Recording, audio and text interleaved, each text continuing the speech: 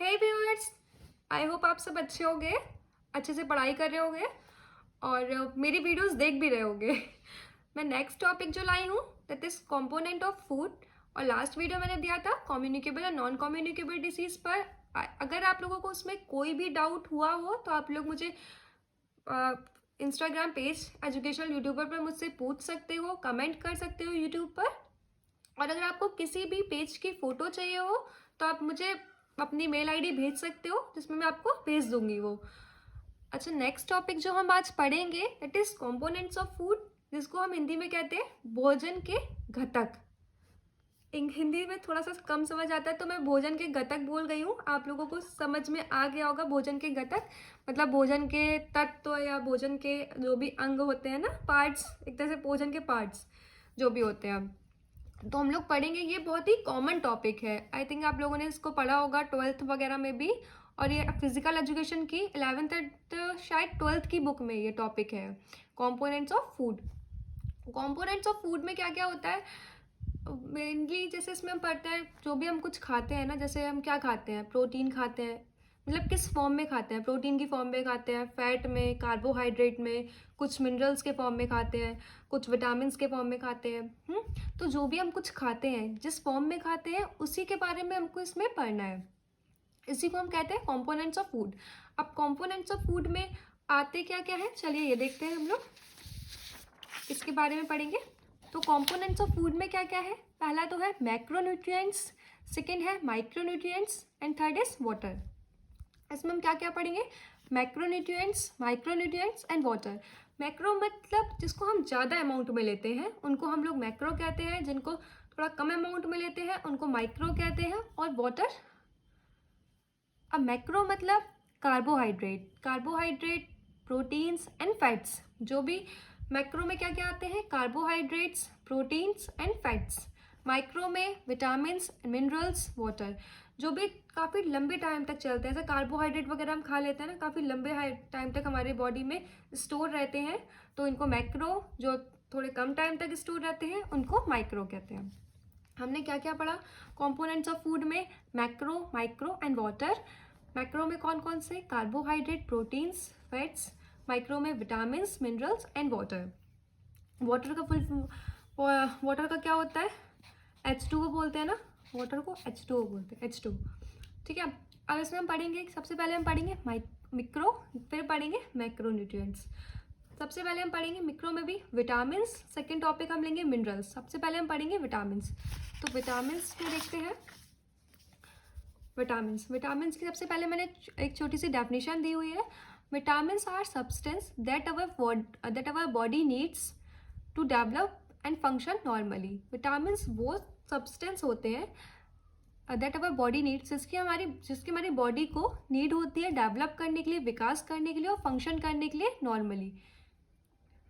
ठीक है, विटामिन्स वो सब्सटेंस होते हैं जिन्हें हमारी बॉडी को ज़रूरत होती है, उन सब्सटेंस की, जो डेवलप करने के लिए, विकास करने के लिए और फंक्शन करने के लिए नॉर्मली। फादर कौन होते हैं विटामिन के, ये इंपॉर्टेंट क्वेश्चन इंपॉर्टेंट है। फादर कौन है विटामिन के, कैसिमिर फंक। कौन है, कैसिमिर फंक। ठीक है, विटामिन। अच्छा, जैसे इसका क्वेश्चन आता है, जैसे आप लोग बीपीएड कर रहे हो, ये हमारे टॉपिक में भी है, ये कंपोनेंट्स ऑफ फूड। तो कंपोनेंट्स फूड के जब भी कोई क्वेश्चन आए ना, जैसे कोई भी क्वेश्चन आता है, तो इसको ना आप लोग थोड़ा डायग्राम बना के दिया करो। जैसे कंपोनेंट्स ऑफ फूड आ गया, हाँ, तो डायरेक्ट नहीं इसके बारे में लिखना शुरू कर दिया, उससे रिलेटेड कुछ एक डायग्राम बना दिया। जैसे टाइप ही आ गए तो उसको 3 पार्ट्स में दिखा दिया कि हाँ माइक्रो होता है, मैक्रो, वाटर। उसके बाद फिर आपने इसको एक्सप्लेन किया, तो वो अच्छा लगता है देखने में, और उससे एग्जामिनर को भी थोड़ी अच्छा लगता है कि हाँ उन्होंने थोड़ा अच्छा लिखा है। क्योंकि सब बच्चे क्या करते हैं ना, सब वही थ्योरेटिकल लिखते हैं, तो उसमें मज़ा नहीं आता है। आपका कुछ नया रहेगा, कुछ डायग्राम वगैरह रहेंगे उससे रिलेटेड, तो वो कॉपी देखने में अच्छी लगती है।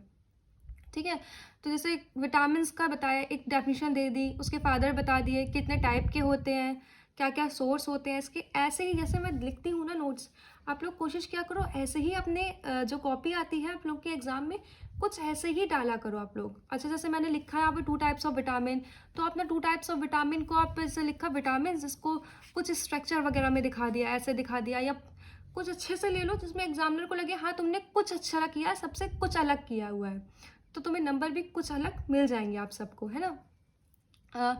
तो इस टाइप से दिखाओ आप लोग। जैसे मैंने क्या बताया, विटामिन की छोटी सी डेफिनेशन दे दी। Vitamin are the substance that our body need to develop and function normally. Father कौन है विटामिन के? कैसिमिर, फंक। अच्छा, विटामिन कितने टाइप्स के होते हैं? तो विटामिन बेसिकली 2 टाइप के होते हैं। कौन कौन से? Fat soluble and water soluble. Fat soluble कौन कौन से विटामिन होते हैं? Vitamin A, vitamin D, vitamin E, vitamin के। ये 4 टाइप के विटामिन होते हैं जो फैट सॉल्यूबल होते हैं। And water soluble vitamin are vitamin B and vitamin C. कौन कौन से विटामिन किस में आते हैं? पूछा जाता है, क्वेश्चन पूछा जाता है, आपको दे देंगे। इसमें क्वेश्चन कैसे आते हैं बताते हैं। सबसे पहले तो यही आ जाएगा कि विटामिन कितने टाइप के होते हैं, आपको दे देंगे 2-3 ऑप्शन, तो उसमें आपको पता होगा कि फैट सॉल्यूबल होता है, वाटर सॉल्यूबल होता है। अब फैट सॉल्यूबल में भी दे देंगे कि ए, डी, ई के आपको पता है फैट है, आपको कहो बी इंक्लूड कर दे, सी इंक्लूड कर दे, और बोले इसमें से which of the following is incorrect, कौन सा इनकरेक्ट है, तो आपको बताना होगा बी एंड सी, क्योंकि ये वाटर सॉल्यूबल है, ठीक है। ऐसे वाटर सॉल्यूबल में क्वेश्चन आते हैं, बी सी आपको पता है, ए डी के ही अगर इंक्लूड करते हैं तो ये फैट सॉल्यूबल है, तो ये इनकरेक्ट हो जाएंगे वहाँ पर, ठीक है। अब इनके सोर्सेज क्या क्या है vitamin K? Whole grains, fruits and vegetables. आपको पता है फ्रूट्स में तो बहुत ही ज़्यादा विटामिन होते हैं, एंड वेजिटेबल वगैरह में भी, ठीक है। तो there are 13 vitamin needed by human body for proper functioning. यहाँ टोटल 13 विटामिन होते हैं जो नीड होती है ह्यूमन बॉडी को प्रॉपर फंक्शनिंग वगैरह के लिए। कितने विटामिन होते हैं? टोटल 13 विटामिन होते हैं, ठीक है। 13 विटामिन पे हम विटामिन को देखेंगे, उनके डिसीजेस को देखेंगे, और कौन से विटामिन से कौन सी डिसीज होती है हम ये भी देखेंगे। तो vitamin, there chemical names and deficiency diseases, ठीक है। तो विटामिन, उनके केमिकल नेम्स वगैरह बहुत पूछे जाते हैं एग्जाम में, ये मतलब बहुत ही ज़्यादा पूछे जाते हैं। और डिफिशियंसी उनसे रिलेटेड कौन कौन सी डिफिशियंसी होती है कौन से विटामिन से, तो पहले मैंने आपको बताए हुए हैं फैट सॉल्युबल विटामिन, जिसमें क्या क्या आते हैं? ए, डी, ई एंड के। तो यहाँ मैंने लिखा हुआ vitamin, vitamin A, vitamin D, vitamin E and vitamin के। विटामिन ए का केमिकल नेम क्या है? रेटिनॉल, जिसको मैंने हिंदी में भी लिखा है रेटिनॉल। विटामिन ए का नेम रेटिनॉल, विटामिन डी का कैल्सीफेरॉल, विटामिन ई का टोकोफेरॉल एंड विटामिन के का फाइलोक्विनोन, ठीक है। क्या क्या बताया? विटामिन ए का रेटिनॉल, विटामिन डी का कैल्सीफेरॉल, विटामिन ई का टोकोफेरॉल एंड विटामिन के का फाइलोक्विनोन। इनसे डिफिशियंसी क्या क्या होती है? विटामिन ए से नाइट ब्लाइंडनेस, नाइट ब्लाइंडनेस मतलब रतौंधी, रतौंधी एक डिसीज़ होती है जो किससे होती है? विटामिन ए से होती है। विटामिन ए से कौन सी डिसीज़? नाइट ब्लाइंडनेस, जिसको क्या कहते हैं हिंदी में? रतौंधी कहते हैं। इसका chemical name retinol. Vitamin D, vitamin D को क्या कहते हैं? विटामिन डी को कहते हैं कैल्सीफेरॉल। इससे रिलेटेड डिफिशियंसी कौन सी होती है? रिकेट्स, रिकेट्स, रिकेट्स को हिंदी में ऐसा लिखते हैं, और इसको रिकेट्स मतलब सूखा रोग, सूखा रोग जो बच्चों में आप लोगों ने मोस्टली सुना होगा कि बच्चों में सूखा रोग हो जाता है ना, उसी को हम लोग रिकेट्स कहते हैं। विटामिन ई, विटामिन ई का केमिकल नेम टोकोफेरॉल। इससे रिलेटेड डिफिशियंसी कौन कौन सी होती है? तो विजन प्रॉब्लम, देखने में सबसे ज़्यादा दिक्कत आती है इस डिजीज़ से। विजन प्रॉब्लम या वीकनेस, मसल्स में कमजोरी आना, ये विटामिन ई से ही होती है। विटामिन के से, विटामिन के का केमिकल नेम फाइलोक्विनोन और डिले इन ब्लड क्लॉटिंग। अगर हमारी बॉडी में ना विटामिन के की कमी होगी, किसकी? विटामिन के की कमी होगी, तो खून का रक्त का थक्का जमने में ना थोड़ी डिले हो, मतलब दिक्कत है, मतलब देरी होती है, ठीक है। जैसे हमारी कहीं लग जाती है तो बहुत जल्दी देखे होगे आप लोग 5-10 मिनट के अंदर रक्त का थक्का जमता है। अगर हमारे अंदर विटामिन के की कमी है तो रक्त का थक्का जमने में थोड़ा टाइम लगता है। डिले इन ब्लड क्लॉटिंग, रक्त का थक्का न बनना।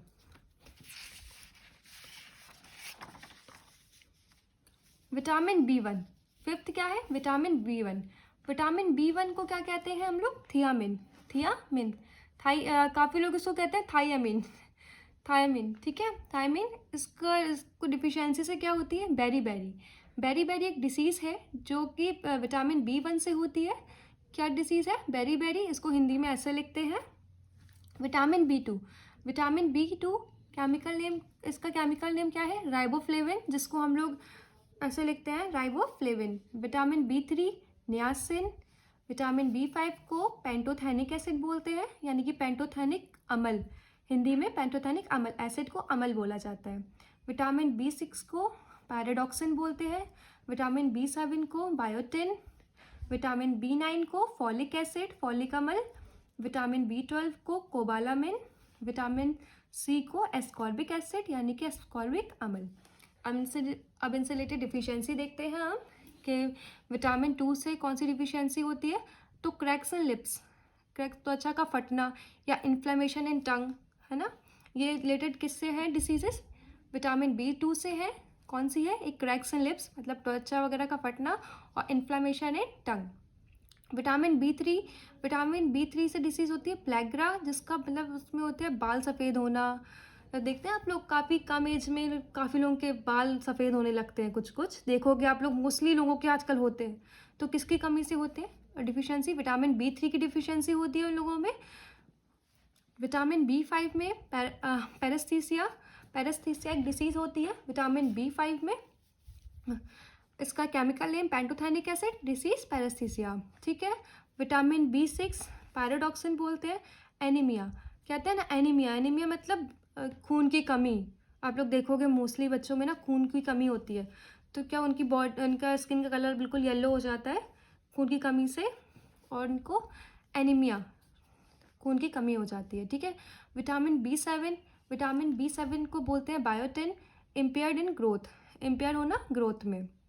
विटामिन B9 को बोलते हैं फॉलिक एसिड, फॉलिक, इसमें डिफिशियंसी क्या होती है, प्रेग्नेंट वुमेन में लीड टू बर्थ डिफेक्ट्स।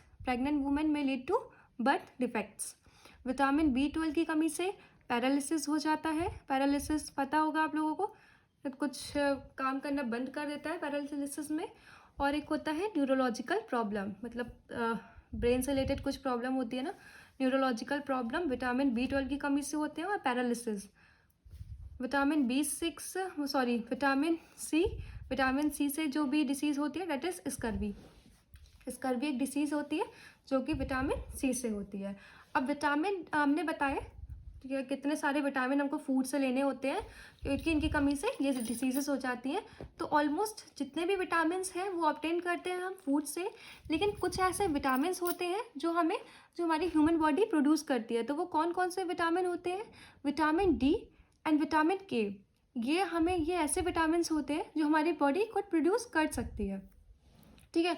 कौन कौन से बताए मैंने, vitamin D and vitamin K। इसको आप लोग स्टार डाल के अपने नोट्स में लिख लेना, तभी जब मैं बता रही हूँ अभी तो, कि vitamin D and vitamin K ये वो विटामिन है जो हमारी बॉडी खुद प्रोड्यूस कर सकती है, ठीक है। तो आज का मैंने टॉपिक लिया है विटामिन। सबसे पहले मैंने बताया कॉम्पोनेंट्स ऑफ फूड में क्या क्या बताया, 3 टाइप, जिसको बोलते हैं मैक्रो, माइक्रो एंड वाटर। हमने आज का टॉपिक लिया है मिक्रो न्यूट्रिएंट्स। मिक्रो में बताया हमने, मिक्रो को बोलते हैं जिसको बोलते हैं ट्रेस मिनरल्स, ठीक है, ट्रेस न्यूट्रिएंट्स। इसमें क्या क्या आते हैं, 2 टाइप आते हैं, कौन कौन से, विटामिन एंड मिनरल्स। विटामिन में हम लोग देखेंगे, विटामिन में हम लोग ने पढ़े कितने विटामिन, टोटल 13 पढ़े हैं। 13 में कुछ थे फैट सॉल्यूबल, मैंने पहले फैट सॉल्यूबल बताए, फिर मैंने वाटर सॉल्यूबल बताए। इनसे रिलेटेड जो भी इनके केमिकल नेम्स होते हैं और जो भी डिफिशियंसीज होती हैं वो मैंने बता दी हैं आज के वीडियो में। नेक्स्ट वीडियो में लूँगी मिनरल्स का, उसमें मिनरल्स से रिलेटेड जो भी डिसीज़ आती हैं या मिनरल्स के जो भी टाइप है वो उस वीडियो में मैं कवर करूँगी। तो आई होप आप लोगों को पसंद आ रहा होगा, और आप लोग मेरी वीडियो पे प्लीज़ आप लोग कमेंट ज़रूर करते रहा करो, क्योंकि आप लोग कमेंट करते हो तो मैं बहुत मोटिवेट होती हूँ और लगता है आप लोगों के लिए कुछ अच्छा लाऊं जो आप लोगों का एग्ज़ाम पॉइंट ऑफ व्यू से रिलेटेड हो और आप लोगों को ईजी समझ में भी आए। और मैं सोच रही हूँ कि मैं 11th और 12th के भी नोट्स बनाने स्टार्ट कर दूँ। कुछ बच्चे हैं जो मुझे कमेंट करके बोल रहे थे कि प्लीज़ मैम आप लोग 11th एंड 12th के भी नोट्स बनाना स्टार्ट कर दीजिए। तो मैं बहुत जल्द ही 11th और 12th के भी नोट्स बनाना स्टार्ट कर दूँगी, वहीं मैं समझाती जाऊँगी। और अगर आप लोगों को उससे रिलेटेड क्वेश्चन आंसर वगैरह कुछ पूछने हैं तो आप मुझे बता देना, तो मैं वो भी अपलोड कर दिया करूँगी। तो आई होप आप लोगों को सब समझ आ रहा होगा। विटामिन आज का टॉपिक कंप्लीट हो चुका है। नेक्स्ट टॉपिक मैं लूँगी मिनरल्स पे, एंड देन मैं मैक्रोन्यूट्रिएंट्स पढ़ाऊँगी और वाटर। बस इतना ही आप लोगों को पढ़ना है, और आप लोगों का कंपोनेंट्स ऑफ फूड भी फिनिश। और मैं जितना भी करा रही हूँ आप लोग कोशिश करो कि उतना उतना डेली लर्न करो। और क्योंकि मैं हर वीडियो में ना 2 से 3 दिन का गैप लेती ही लेती हूँ, तो आप लोग इतने दिन में आप लोग इसी से पढ़ सको, अच्छे से उसको लर्न कर सको, और उससे रिलेटेड ना टेस्ट ज़रूर दिया करो। आप लोग ना एक बुक ले लो, कोई भी अच्छी सी, जिसमें बहुत सारे लास्ट ईयर के क्वेश्चन पेपर्स हों, तो उससे ऐसी बुक लीजिएगा जिसमें टॉपिक वाइज क्वेश्चन पेपर मिले। टॉपिक वाइज क्वेश्चन पेपर अच्छा होता है, क्योंकि आपने ऐसे आज कोई टॉपिक पढ़ा कंपोनेंट्स ऑफ फूड, उससे रिलेटेड जितने भी क्वेश्चन मिल रहे हैं उसमें लगा के देख लिया। जैसे कोशिश करा करिए, जैसे कि आपने आज 25 क्वेश्चन लगाए, तो 25 क्वेश्चन में कोशिश करिए कि 20 आपके आंसर सही निकलने ही चाहिए। अगर 20 आंसर सही नहीं निकल रहे, मतलब आपकी पढ़ाई अच्छी नहीं चल रही है, कहीं कुछ या तो डाउट है आपके माइंड में, या आप अच्छे से फोकस होकर पढ़ाई नहीं कर रहे हो। तो कोशिश करो कि 25 का अगर टेस्ट दे रहे हो तो एटलीस्ट 20 क्वेश्चन तो आपके सही होने ही चाहिए, ठीक है ना। इतनी अच्छी पढ़ाई करो। अगर कहीं पे भी कोई भी डाउट आता है तो आप लोग मुझसे पूछते रहो, मेरे एजुकेशनल यूट्यूबर पर, मुझे फेसबुक पर भी पूछ सकते हो, और आप लोग यूट्यूब पे भी कमेंट कर सकते हो। तो आप लोग सबसे पहले कोई बुक ले लो। अगर आप बुक का सजेशन मांगना चाहते हो कि मैं बुक बताऊं, तो आप लोग मुझे कमेंट करना, मैं आपको अच्छे से अच्छी बुक भी बता दूंगी, जो इवन मैं भी इसमें टेस्ट वगैरह देती रहती हूँ, मैं वो वाली बुक बता दूंगी आप लोग को। तो आप लोग ऐसे ही प्रैक्टिस करो अपनी, और कोशिश करो चार्ट बनाओ, अपने नोट्स बनाओ खुद के हैंड रिटन नोट्स। वो सबसे अच्छा तरीका होता है। पहले वीडियो देख लिया मेरी, उसके बाद रिवाइज कर ली, उसके बाद हैंड रिटन नोट्स बना लिए। तो ये सब कुछ आपको बेस्ट से बेस्ट टेक्निक में बताती हूँ लर्न करने की। तो आप लोग, आई होप आप लोग लर्न करो और अच्छे से पढ़ाई करो। चलिए, thank you, bye bye, and like my channel, bye bye, share.